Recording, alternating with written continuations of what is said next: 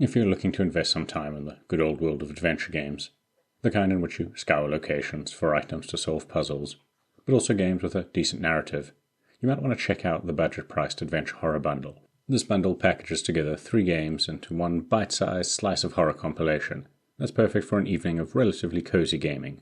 Well, relative for those who love the horror genre.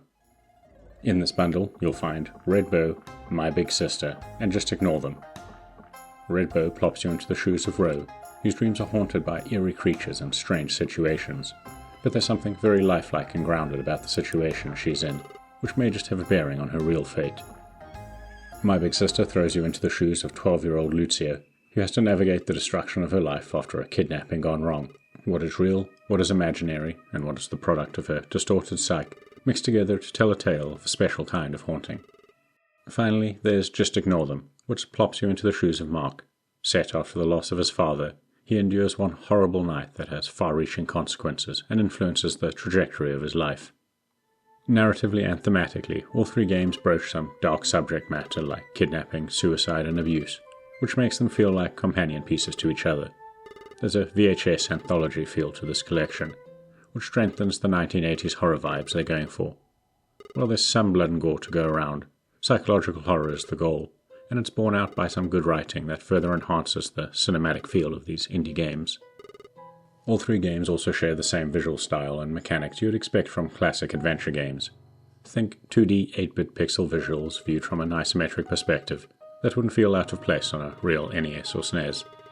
While there's enough fine detail in the environments, the visual style means they're not particularly impressive looking nor well animated.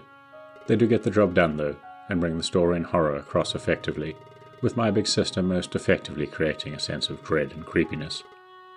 Equally retro is the point-and-click style gameplay that tasks you with exploring environments, finding objects, and solving simple puzzles using whatever you've picked up. That said, Just Ignore Them is the only game that actually plays like a true point-and-click adventure, with an on-screen cursor used to move around, explore the environment, and interact with things. Red Bow and My Big Sister are more modern, letting you control your character directly with a gamepad. The puzzles themselves are rather simple, or so it would seem.